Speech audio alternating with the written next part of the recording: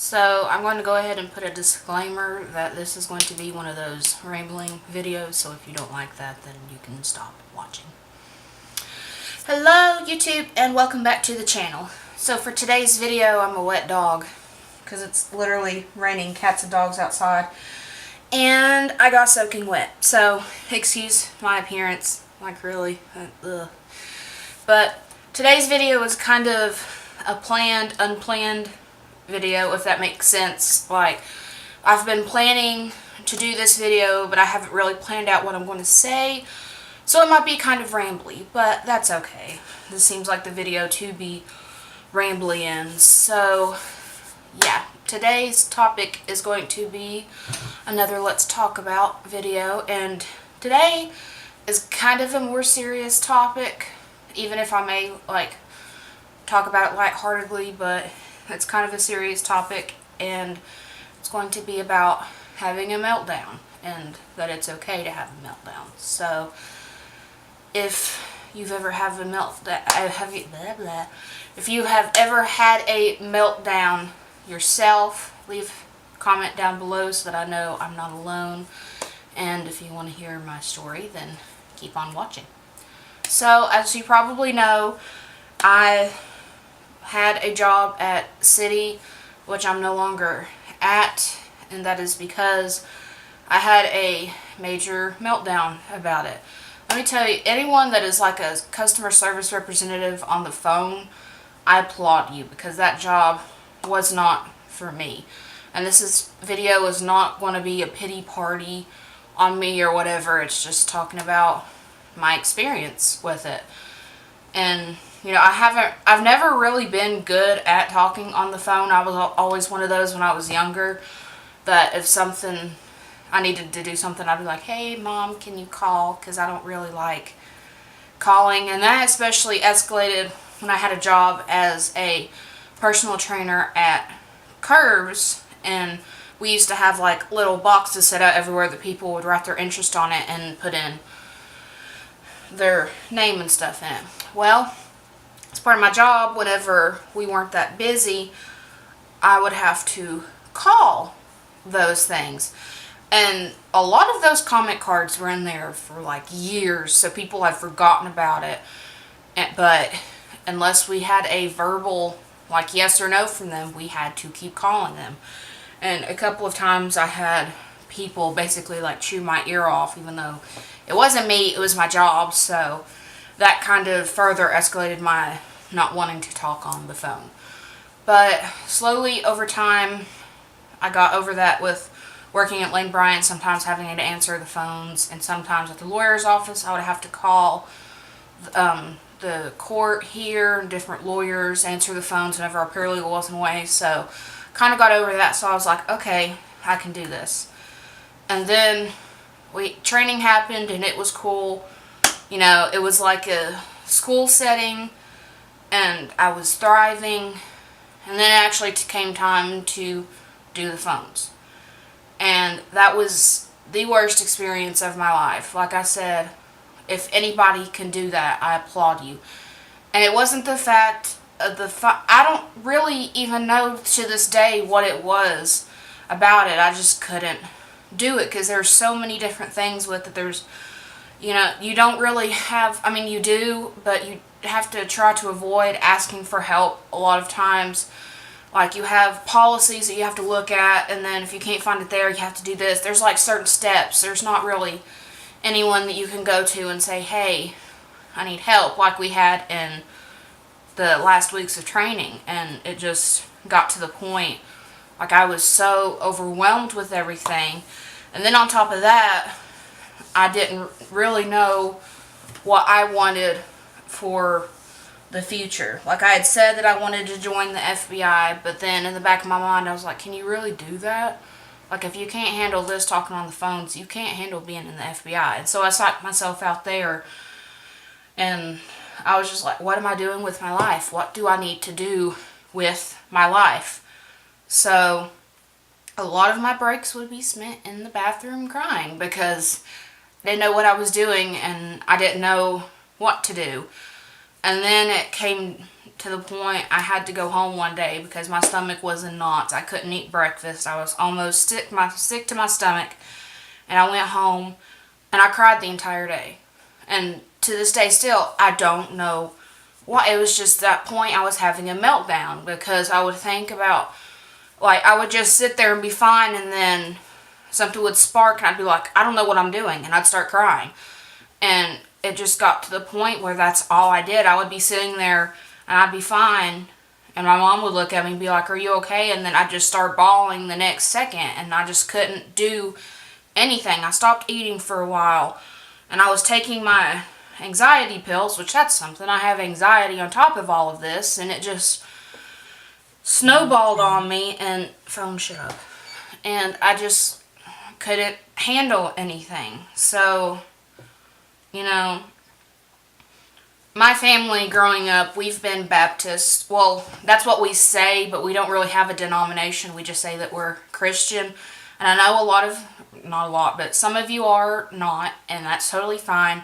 This isn't me trying to push my religion down on your throats, because even though as a Christian I'm supposed to tell others the gospel, I'm not one of those. It's like hammering it down.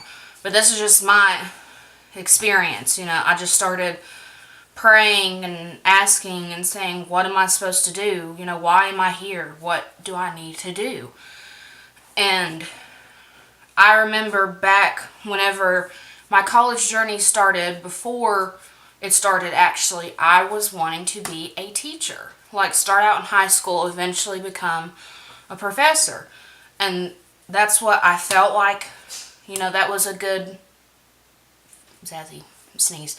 That was a good fit for me. You know, people have always said I have a really amazing speaking voice. I'm not afraid of speaking up in front of other people. I love talking about what I'm passionate about. You know, when we did presentations in school, I loved doing them. I would hope that they were singular so that I could be the only one presenting, but during group presentations, I would get like the meat of it and stuff, and I'd always gotten really good grades on presentations, and all of my teachers would say, you have an amazing speaking voice, you know what you're talking about, da da da da da. So all of that, and I've had experience with teaching in the past. And then, you know, some people in my family are like, oh, you're not going to get a lot of money for that, da da da da da, why don't you do something like this, da da. And I got the idea of being a lawyer, and I was like, well, okay, still into my speaking voice, and I still like the law. And then it came down to it, and I was like, that's not for me. And along the way of doing that, I mean, I got my internship, but other than that, I didn't really sit down and think about what I wanted. I thought that that's what I wanted, but at the same time, in the back of my mind, I was saying, this is going to make my family happy.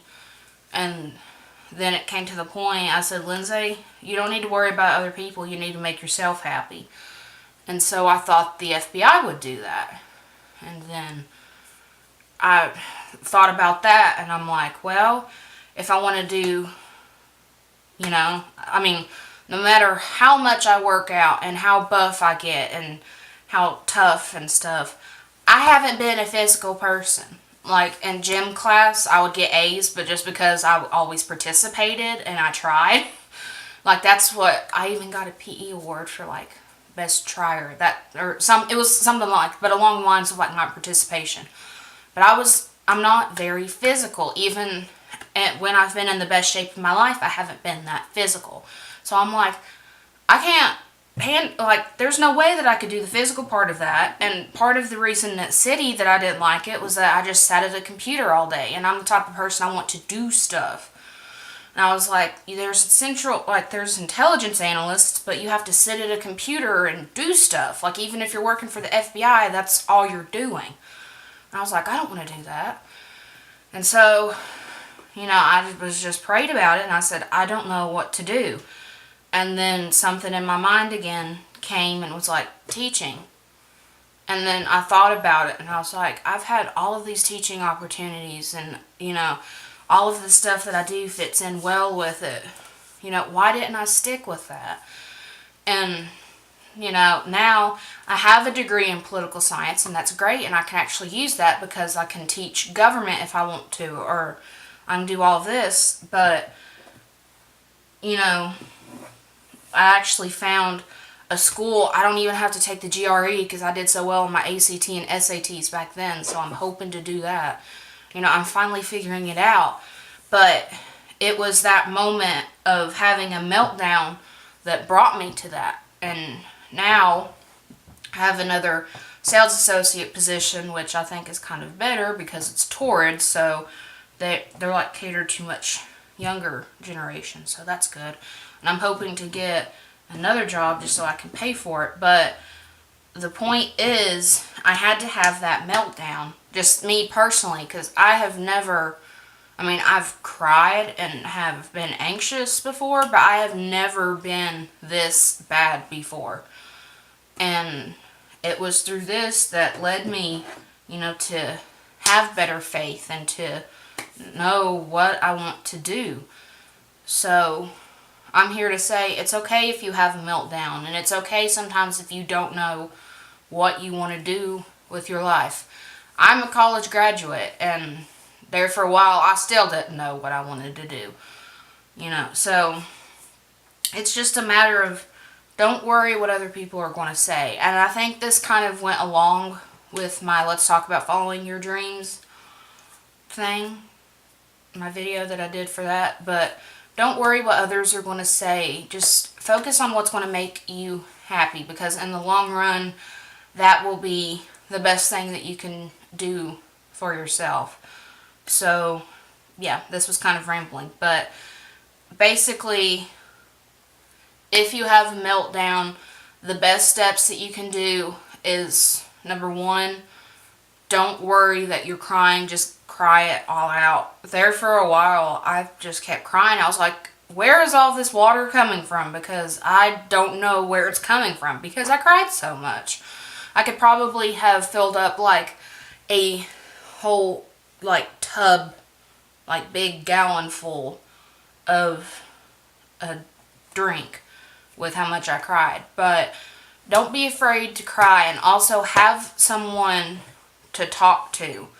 You know, that was during that whole thing, I just worried about letting my family down, and I told my mom that, and she was so great, and she was there for me all the time when I was having my meltdown. So find someone that you can talk to, whether it be your mom, maybe a pastor, a teacher, your mentor, a best friend, even your dog.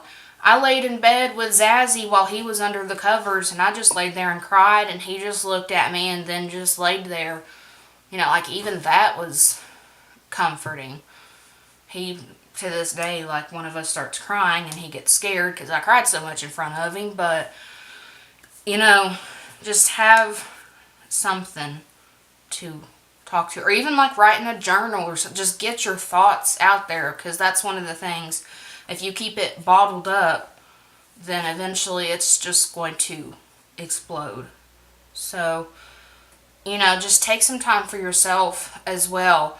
Find an activity that you love, whether it's yoga, playing video games, and reading, watching movies. But I would steer clear of movies and stuff that's going to make you cry even more. And that's another thing that I'm thankful for my mom for, is whenever we were watching movies, I found something. It was like really weird because it was a girl named Lindsay, which isn't my name, but it's kind of, and she was wanting to be a lawyer. And I was like, that sounds funny. She said, no, we're not going to watch anything that's going to make you cry. So steer clear of stuff that's kind of what your situation is. But we started The Office while I was having my meltdown, and that helped so much because it was so funny. So I recommend The Office. But anyway, just, you know, find something that relaxes you and spend time on that. And also, you know, whatever religion you are, if you don't have a religion, you know, find something spiritual. That's something else I started reading a devotional. Like I have one at my bedside table that I read at night, and my mom actually sends me devotionals in the morning, and that helps me get ready for the day and also relax during the night. So find something like that that will help you, you know, through the crisis, and eventually it will get better. Like right now, it's still, things are kind of rocky, but it's getting better. And if nothing else, I mean, you can always leave a comment in the comment section, and I can definitely talk to you, because I've had my share of meltdowns and drama, obviously. So, you know, there are people out there that care about you and are wanting to help you through situations. So find those people and just realize that you're not perfect. No one is, except for two men, Jesus and Robert E. Lee. That's what we say down in the South. But in all seriousness, no one is perfect. And just remember that. And just remember that someone is always there for you, even if you don't think so. And just to breathe and to remember that everything is going to be alright. So I hope that this helped somewhat. It was kind of rambly. I'm sorry about that. But I was just kind of wanting to say where I've been for that little bit that I didn't post any videos, and just give you all an update on my life and stuff. So yeah, but anyway, I hope that you enjoyed this somewhat. I don't know if it's really an enjoyable video, but I hope that it gave you something, if nothing else, just someone to point to and be like, well, I'm glad I'm not her, or not like her. So I'm here for that. So anyway, I hope that I will see you in my next video, and I hope that you have a great rest of your day. Bye, guys. All that's left is a window to my soul. Come and get it.